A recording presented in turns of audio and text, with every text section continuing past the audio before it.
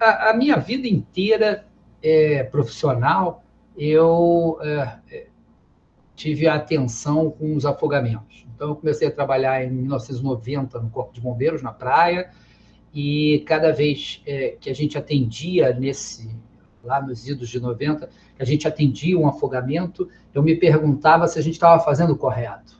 Isso desencadeou uma necessidade da gente começar a escrever. Naquela época era carta, então a gente escrevia para o internacional, para colegas que publicaram trabalhos sobre afogamento, escrevia para eles, eles escreviam de volta, e isso levava, às vezes, 2, 3 meses para a carta ir e voltar, e a resposta voltar.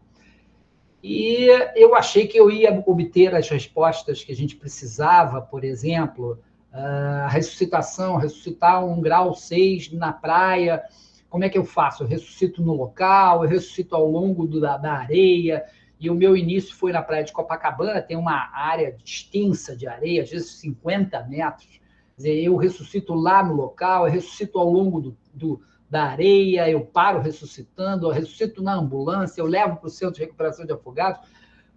Diversas perguntas que a gente tinha sobre como dar o melhor tratamento para o afogamento. E eu fui, em 94, a um congresso mundial, convidado para apresentar o nosso trabalho, e fui com uma lista enorme de perguntas. Né? Tinha muitas perguntas, muitas dúvidas. E eu comecei a perguntar para vários colegas lá, quer dizer, vários, não éramos tantos assim, que lidavam com afogamento, mais ou menos uns 8 ou 9 no máximo, no mundo inteiro, de países diferentes, e nenhum deles conseguia responder. E aí eu, num determinado momento que eu perguntei para ele essa questão da ressuscitação cardiopulmonar na areia, fui perguntando, apertando, até que ele chegou e falou para mim, olha, eu só fiz uma ressuscitação de afogado na minha vida. E aí caiu a ficha, como se diz, né? Caiu a ficha no sentido assim, as respostas não estão lá fora, estão aqui dentro do Brasil, onde há um número muito grande de afogamentos. Então, eu comecei a pesquisar e publicar, e pesquisar, responder cada pergunta, cada dúvida que a gente tinha sobre afogamento. E o que eu vou mostrar aqui para vocês hoje é mais ou menos as perguntas e as respostas que a gente obteve através de todos esses questionamentos ao longo de mais de 30 anos.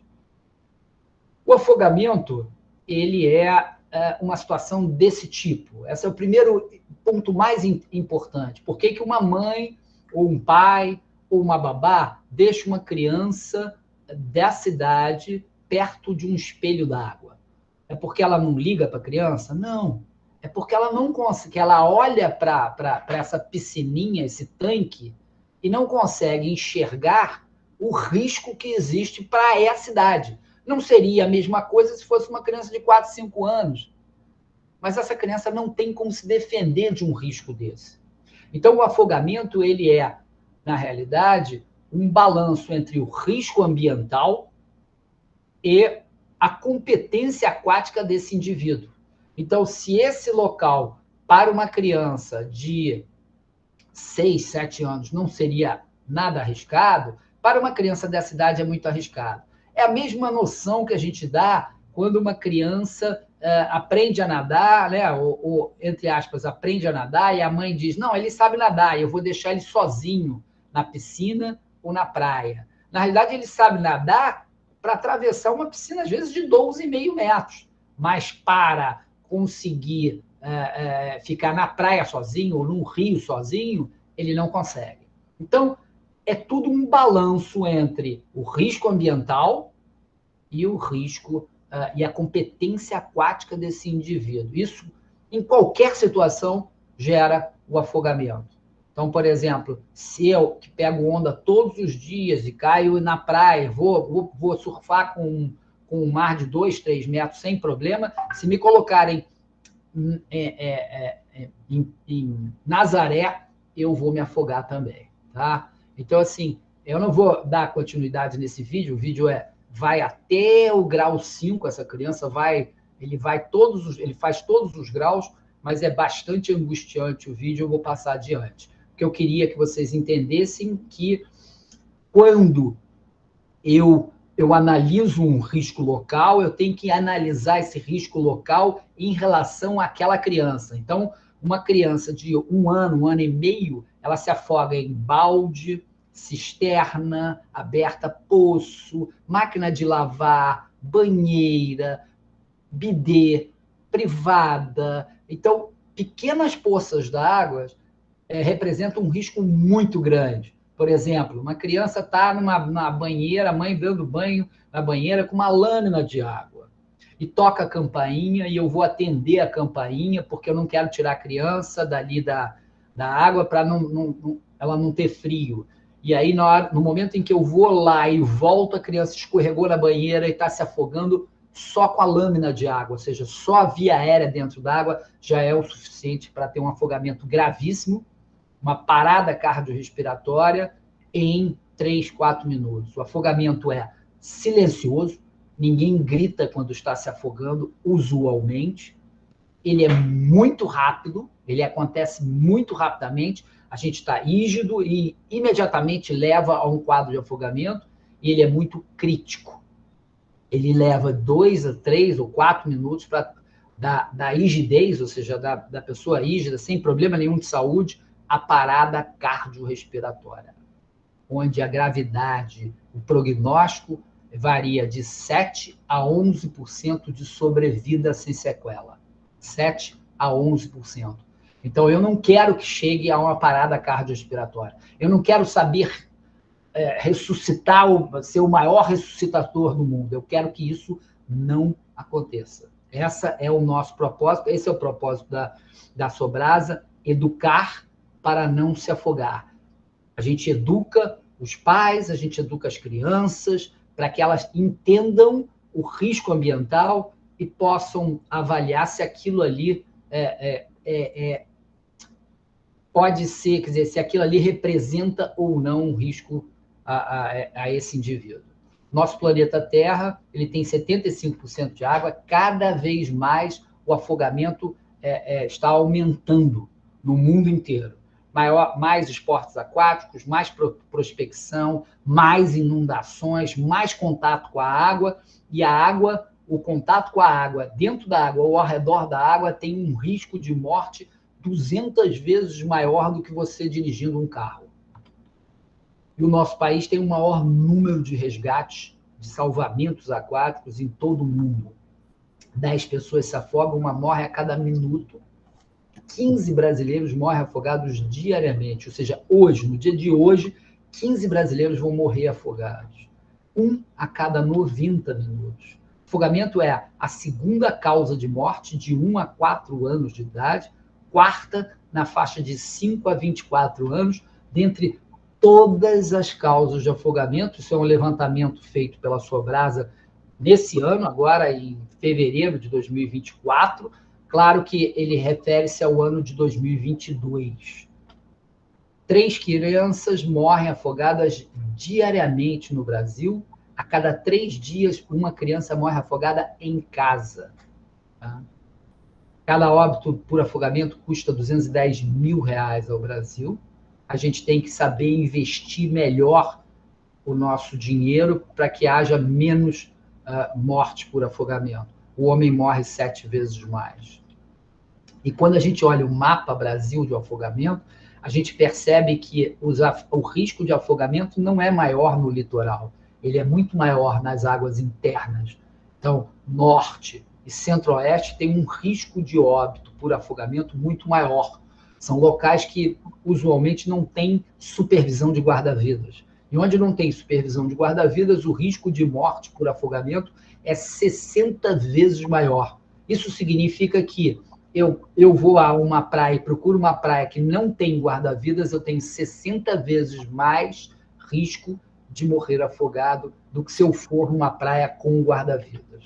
E isso é um dado importante, porque isso relaciona também com os pais, com os responsáveis. A importância que tem do pai, dos pais e do responsável estar à distância de um braço do seu filho o tempo todo, quando esse filho está dentro da água ou ao redor da água. O maior número de óbitos por afogamentos acontecem na água doce, 76%. das mortes por afogamento. Você vê aqui, das inundações, são responsáveis por 7% dos casos de afogamento, e é provável que com esse aquecimento global e o número de inundações muito mais frequente que está apresentando no mundo inteiro, que esse número cresça ainda mais. Quando a gente fala de afogamento, a gente fala de 3 fatores a serem analisados: o cenário, a atividade e a faixa etária. O cenário, quando eu falo de cachoeira, é um pouco diferente, a prevenção é um pouco diferente de piscina, que é um pouco diferente de praia, que é um pouco diferente de rio, né? Então, esses têm umas peculiaridades diferentes que a gente tem que entender. A atividade é a mesma coisa, se eu estou surfando é um risco, se eu estou nadando é outro, se eu estou pescando é outro, se eu estou mergulhando é outro. E a faixa etária? Para cada faixa etária tem um risco maior em determinados locais. E a gente vai ver isso agora, quer dizer, aonde que acontece o óbito em crianças até 2 anos, dentro da residência. Então, afogamento é a segunda causa de óbito de 1 a 9 anos de idade, de 1 a 4 anos de idade, e 50% ocorrem dentro de casa. Como eu posso evitar que uma criança morra dentro de casa, dentro da sua própria casa? Não posso colocar um guarda-vidas. Eu tenho que educar os pais para que eles entendam que o risco, que existe em vários locais dentro da casa ou ao redor da casa, que são extremamente perigosos para a saúde do seu filho. Só educando os pais durante uma consulta pediátrica, eu posso informar isso e deixar eles atentos. E não adianta eu vou colocar minha criança para nadar e isso vai blindar a minha criança contra o afogamento. Não. Na realidade, a natação não blinda contra o afogamento. Quanto mais eu ensino a criança a se virar na água, acaba sendo maior o risco, porque ela se arrisca além do que ela se arriscaria antes. Ela perdeu o medo, ela começa a frequentar, querer entrar, nadar mais, ir para distâncias maiores. Isso é normal e acontece não só com crianças, mas com todo mundo. Até 5 anos, as piscinas, de 5 a 12, as piscinas também, e aí, de 5 a 12, normalmente, não é um afogamento simples, é um afogamento com sucção na piscina. Então, são crianças que são sugadas pelo corpo, são crianças que são sugadas pelo cabelo, sabe? Quem de nós não brincou, não botou a mão na sucção e ficou brincando com a sucção? Todos nós, tá? E a gente não tem ideia do risco que é isso. E quantas crianças morrem. Quer dizer, a gente tem mais ou menos uma estimativa que para cada 10 óbitos de crianças em piscinas, 23% ocorrem por sucção. Tá? E a partir de 10, 12 anos, as águas abertas. Como é que nós vemos o problema afogamento? Prevenção é mais forte. Eu quero que isso não aconteça. Mas a população, normalmente, quando fala assim afogamento, ela quer saber como ressuscitar, como é que eu vou fazer o salvamento, né? Coisas que não são tão importantes quanto a prevenção. E nesse trabalho que a gente publicou na Resuscitation, em 2018, a gente mostra claramente que em 5 temporadas de verão nas praias de Santa Catarina, foram feitas 1.500.000 intervenções dos guarda-vidas, e dessas, 99,9% foram atitudes de prevenção. Apito, retirar do local, mover famílias, evitar que aconteça. Apenas 0,1% foram salvamentos, apenas 0,02% foram suporte básico de vida, normalmente básico, um pouco avançado, mas mais básico. E a gente olha nesse gráfico aqui que, embora tudo isso seja muito crítico e muito avassalador para a gente trabalhando prevenção e orientando a população, e orientando as crianças e os pais dentro de casa, quais são os riscos, a gente vem conseguindo diminuir isso, morte por afogamento, ano a ano vem diminuindo a morte por 100 mil habitantes. E, embora assustador, nós só vemos do problema 6%. Essa é a linha do tempo do afogamento, onde a gente tem aqui o pré-evento, o evento e o pós-evento. Isso é um trabalho publicado na American Journal of Emergency, onde a gente mostra aqui que o pré-evento ele é muito importante, a preparação, a educação, preparar para prevenir, preparar para reagir, preparar para mitigar. Tudo isso passa essencialmente por educação. Compreender o problema, planejar o que vai fazer para evitar que aconteça ou reagir e como implementar isso. E a gente tem a prevenção, que ela se divide em ativa e reativa. A gente tem o evento, que é propriamente quando desencadeou a reação, então é o salvamento propriamente dito, que tem alguns tipos diferentes, e a gente só vê, na realidade, a mitigação que ocorre no hospital e no pós-hospital. Eu só tenho dados sobre afogamento Brasil em relação ao que foi internado no DataSUS e o que veio a óbito através do atestado de óbito. Então, a gente vê, na realidade, esses dados todos que eu estou dando para vocês é apenas a ponta do iceberg. E nós, como a gente dá muito valor a entender o problema para pensar na melhor solução, nós anualmente investigamos e levantamos os dados epidemiológicos do afogamento.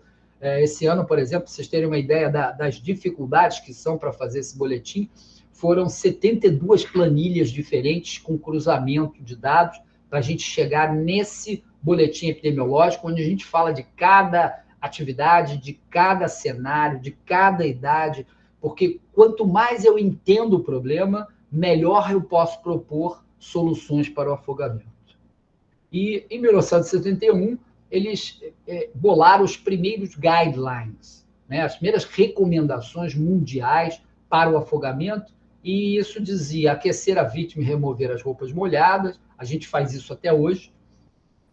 Aspirar a água posicionando a vítima com a cabeça mais baixa que os pés. Nós paramos de fazer isso há uns 30 anos, por um trabalho brasileiro desenvolvido nas praias do Rio de Janeiro. Estimular a vítima com fumo de tabaco por via retal ou oral. Nós já paramos de fazer isso já há algum tempo, graças a Deus. Utilizar o método de respiração boca a boca, fazemos isso até hoje. É o método de eleição na ressuscitação de afogamentos e sangrias. Nós já paramos de fazer isso há muito tempo. Toda essa história começou no Rio de Janeiro, um litoral grande, Baía de Guanabara, Lagoa Rodrigo de Freitas, Piscinão de Ramos, Piscinão de São Gonçalo, diversos locais de afogamento. E essa primeira torre do Brasil, onde o guarda-vidas ficava lá em cima, na praia de Copacabana, ele descia de alguma forma, a gente não sabe exatamente como ele fazia para descer, mas ele tinha alguma forma de descer. Primeira ambulância a fazer o atendimento de APH no Brasil, 1930. A manobra de Schaefer, como era feito a ressuscitação antes de Peter Safra iniciar o boca a boca e a compressão, praia de Copacabana, e o que mudou de lá para cá. Agora é uma situação do tipo encontre o Wally. Aonde está a areia, aonde está a água, aonde está o afogado nesse monte de gente, e aonde que eu colocaria o meu guarda-vidas para tomar conta disso aí.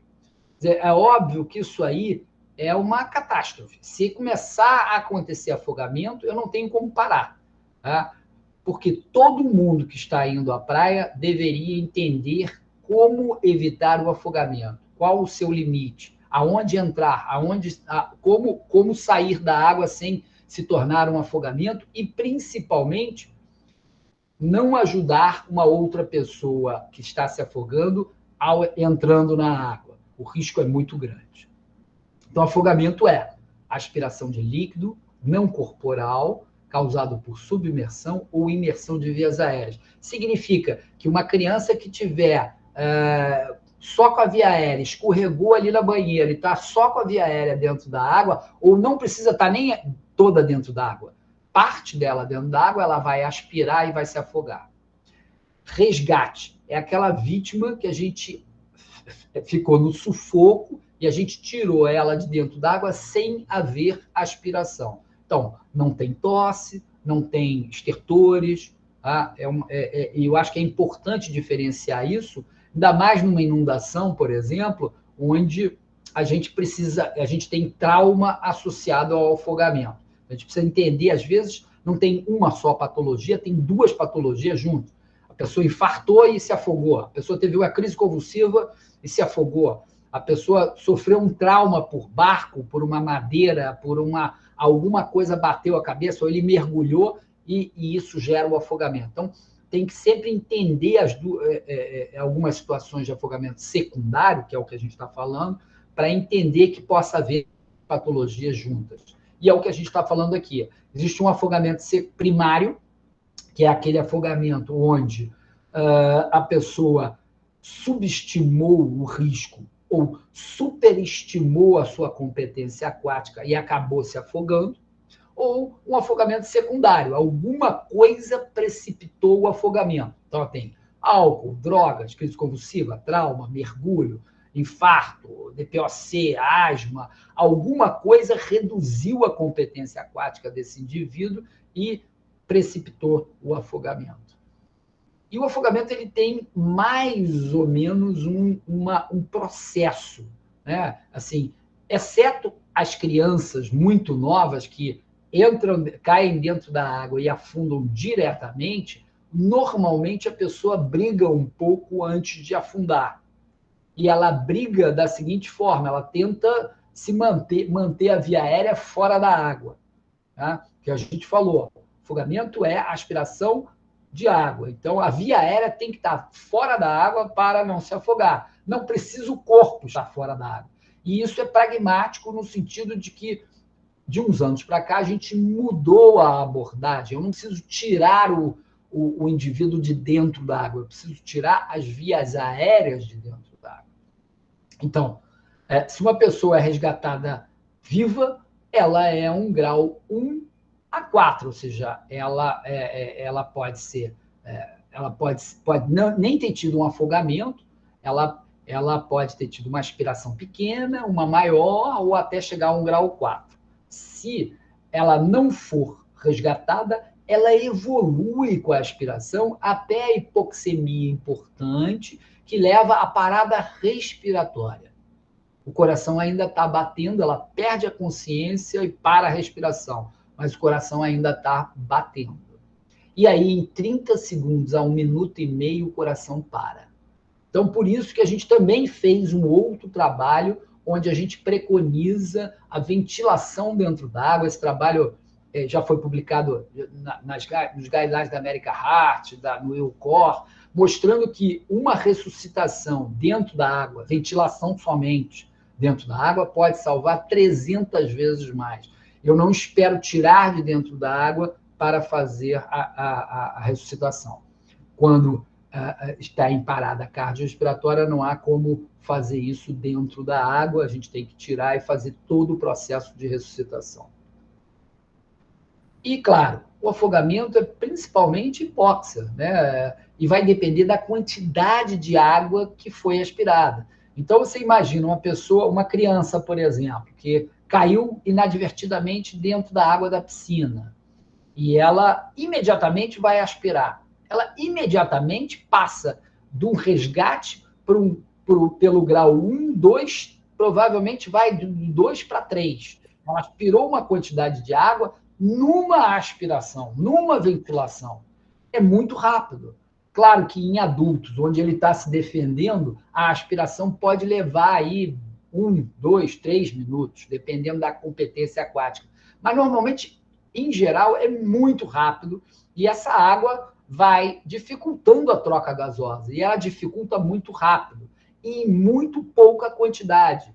Para você ter uma queda da PaO2 de 50%, basta meio copo d'água.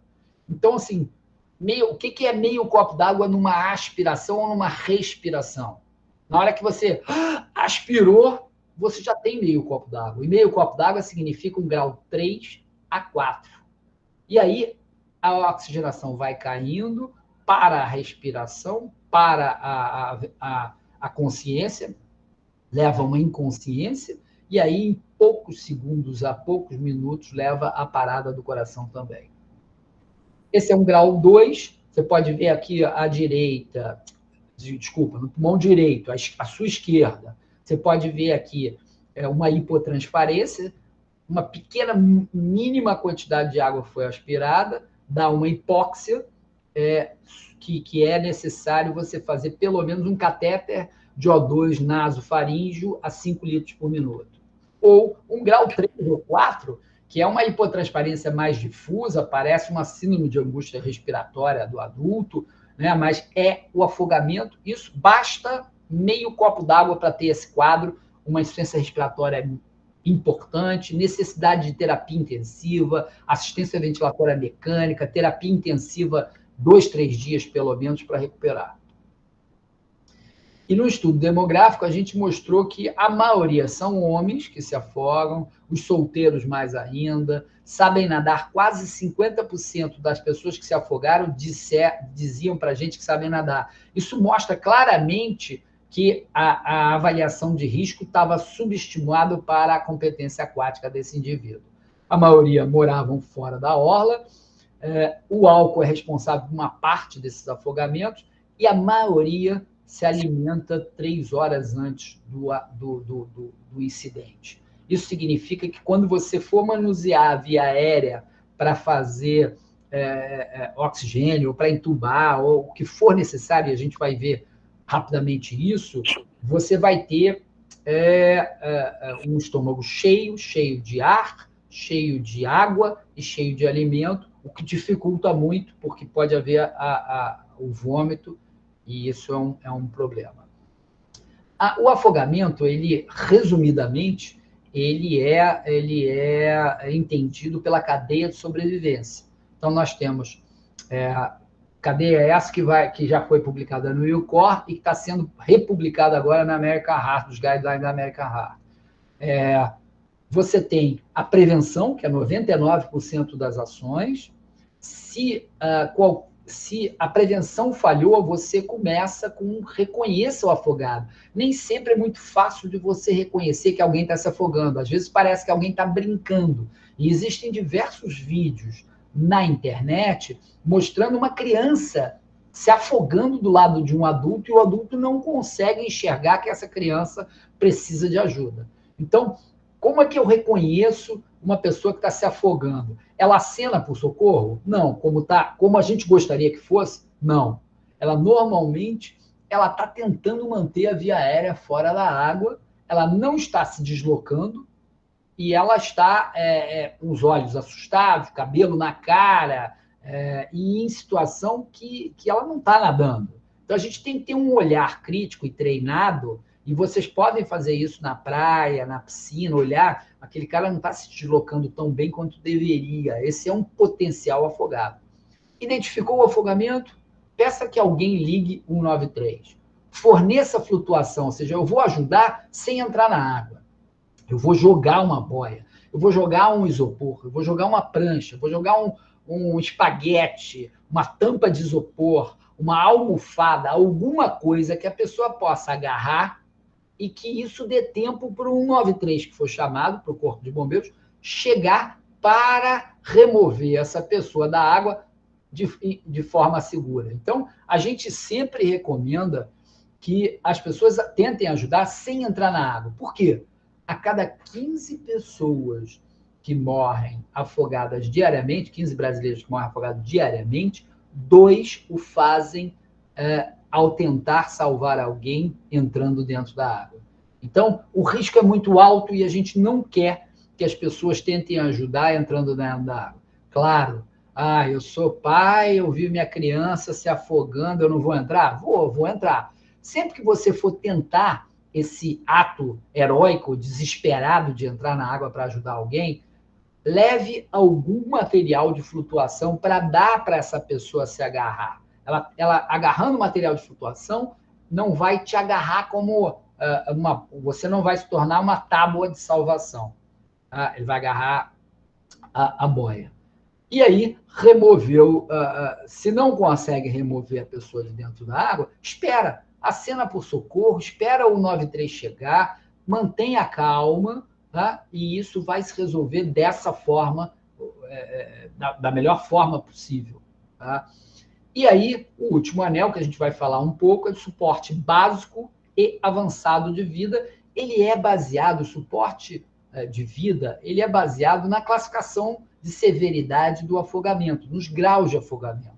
Então, eu tenho, e a gente vai falar disso rapidamente mais à frente, eu tenho 6 graus, além do resgate e do já cadáver, e a gente vai falar sobre isso. O primeiro anel é a prevenção, educar para não se afogar. E a gente tem um leque muito grande de opções de programas de prevenção. Nós temos, nós estamos com 4 mil, é isso?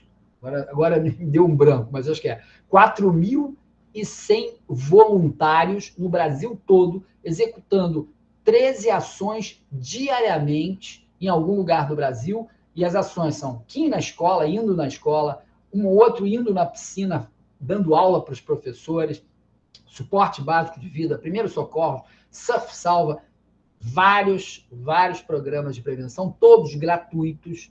Tá? Então, se vocês precisarem, eu tenho aqui uma escola, eu queria, você contata, a gente vai fazer contato com o voluntário mais próximo e pedir para ele ir lá fazer uma educação.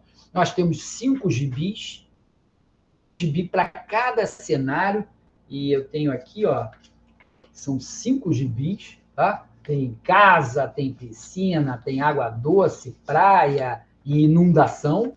E para cada gibi desse, tem um vídeo em desenho animado. Então, a gente vai lá, passa o desenho animado para a criançada, conversa com eles, dá o gibi, lê o gibi, está feita a educação, a instrução está feita.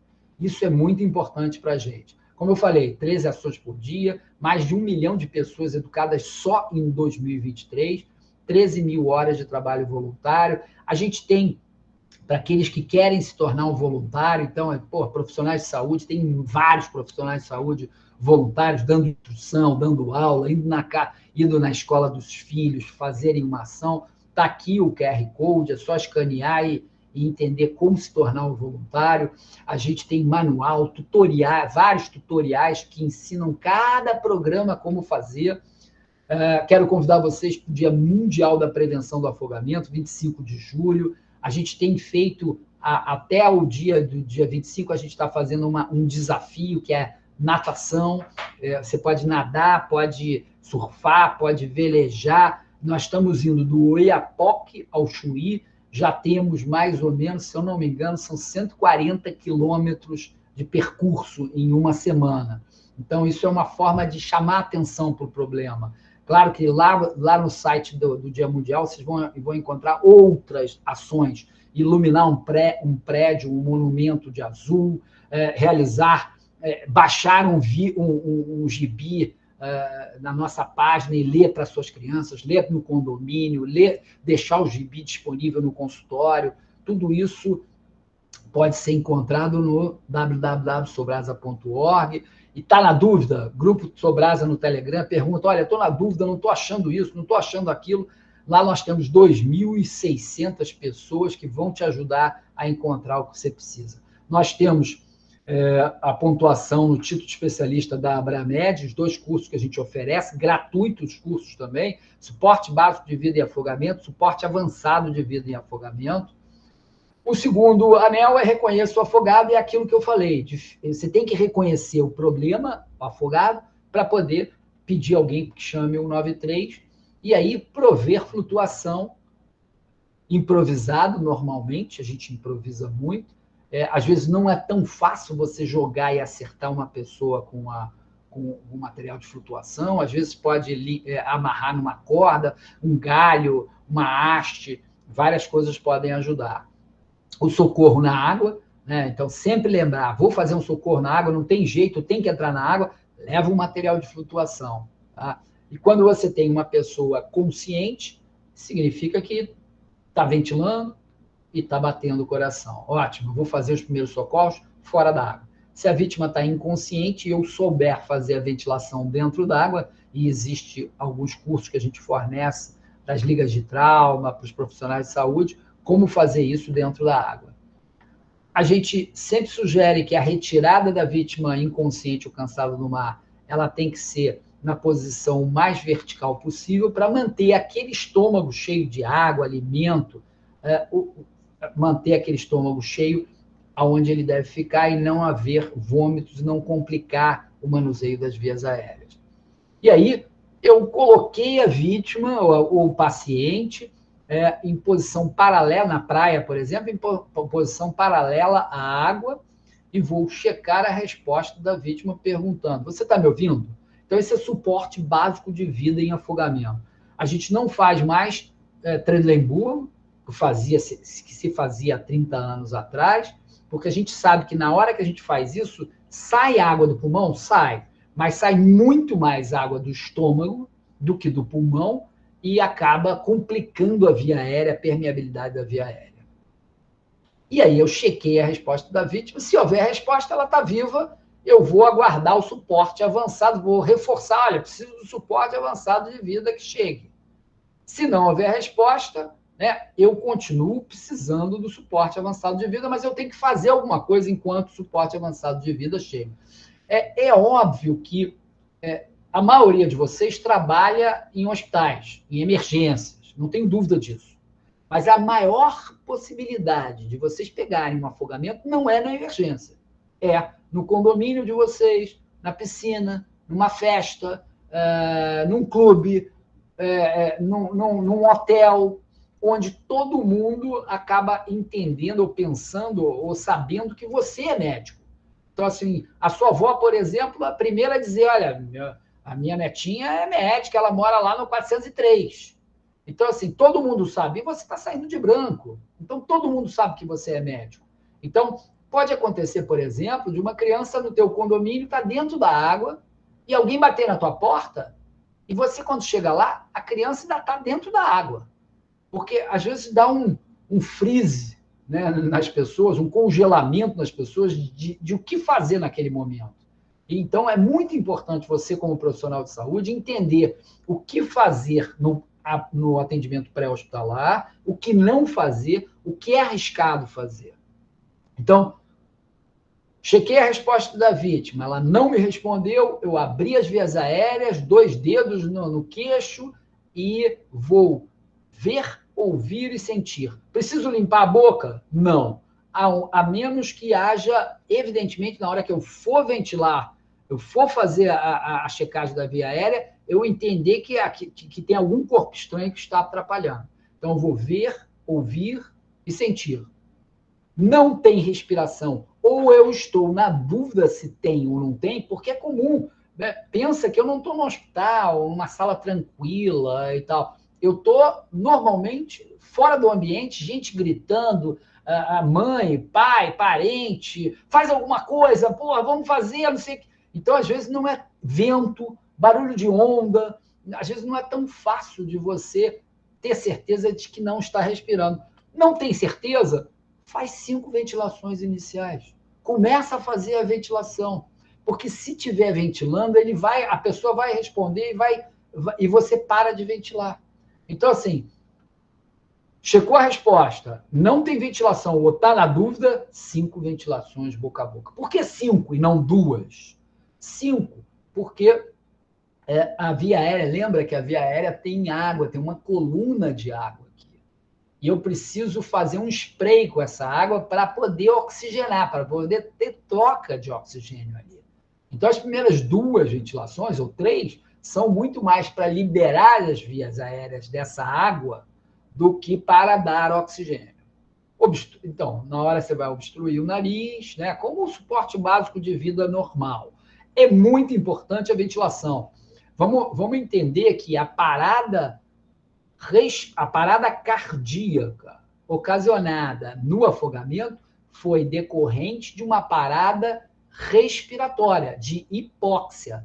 Então, não tem como eu comprimir e achar que vai voltar o coração se não tiver restabelecido algum oxigênio. Tá? Por isso, o protocolo no afogamento continua sendo A, B, C. Abrir vias aéreas, checar a ventilação, boca a boca e compressão. Tá? É extremamente importante a ventilação.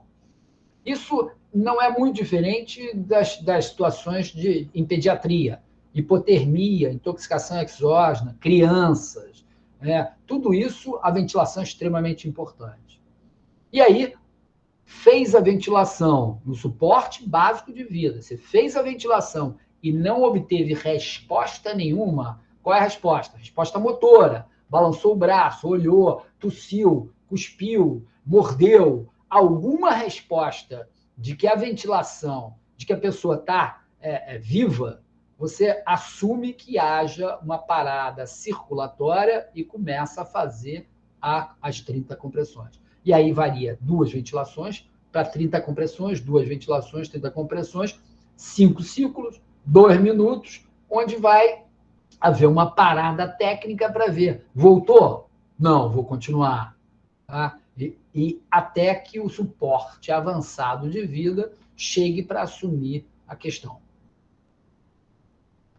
E aí você tem aqui, só para explanar para vocês, a severidade, isso aí, eu acho que o Vitor pode compartilhar com vocês, tem isso aí num folder, não precisa copiar, não precisa fotografar, ele vai divulgar para vocês, tem um folder muito escrito, muito tranquilo, com tratamento de cada grau diferente. Tá? Primeira coisa, eu botei na borda da piscina, na areia, a cabeça da vítima no mesmo nível do tronco, posição paralela à praia inclinada. Não perca tempo tentando retirar a água do pulmão. Cheque a resposta do afogado. Você está me ouvindo? Se não estiver ouvindo, desobstrua as vias aéreas, veja, ouça e sinta a respiração. A respiração está presente? Não.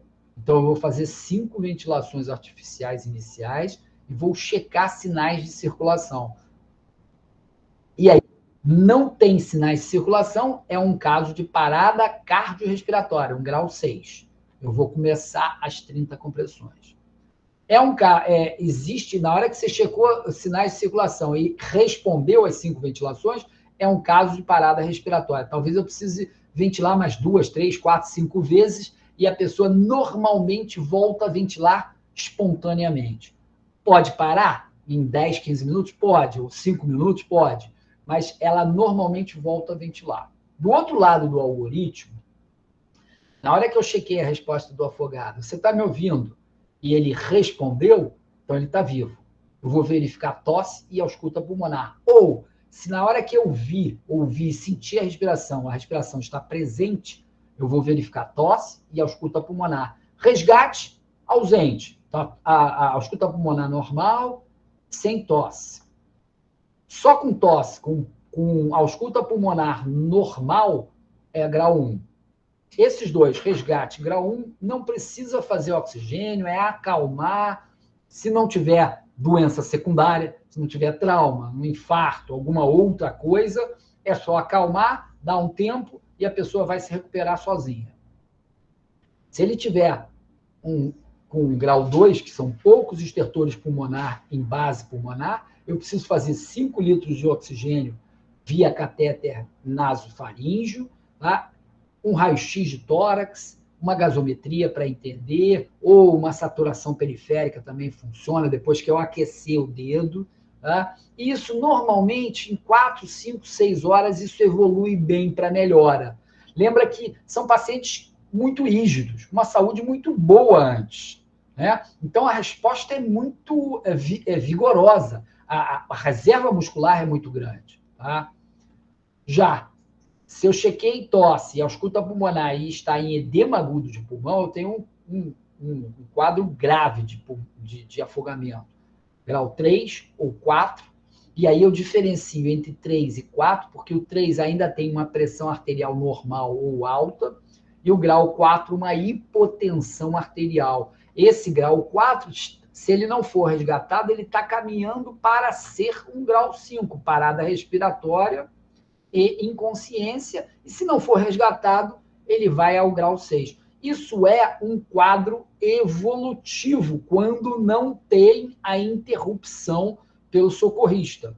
Se eu interrompi um afogamento em grau 3, ele é grau 3 sempre, mesmo que ele evolua na minha mão para parada respiratória. Por que isso?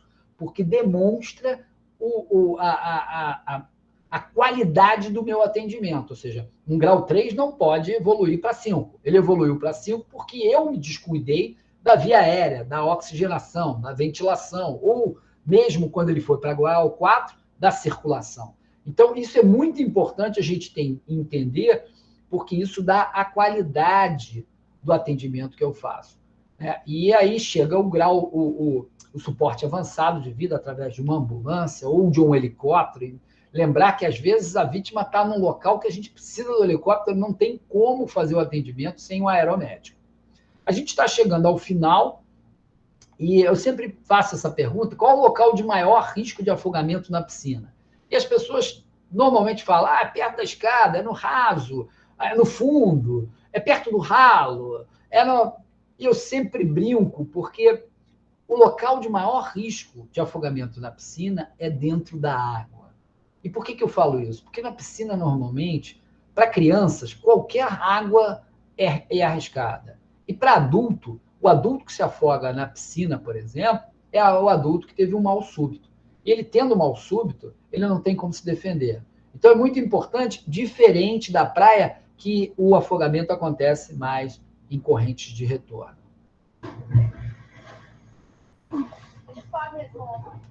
Okay.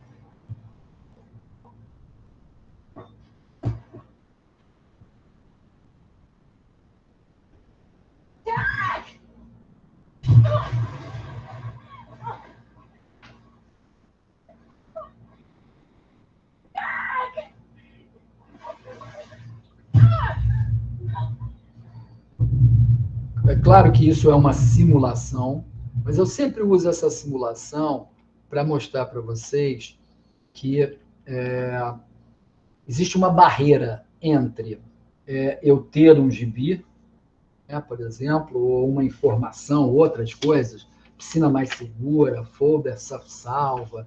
Eu tenho todas as informações para entregar para essa pessoa que está sob risco de afogamento. Ela só vai aceitar essa entrega, só vai aceitar receber isso se ela achar que pode acontecer com ela. Por isso que na campanha mundial, o slogan da campanha é: qualquer um pode se afogar, mas não deveria. Ou seja, tem prevenção. Porque o afogamento ou o sufoco dentro d'água acontece com todos nós, sempre. Uma hora na vida você vai entrar num sufoco e vai lembrar dessas coisas, ou está lembrando agora um sufoco que você passou. Então, a gente precisa sensibilizar as pessoas de que pode acontecer para poder entregar a prevenção ou a melhor prevenção.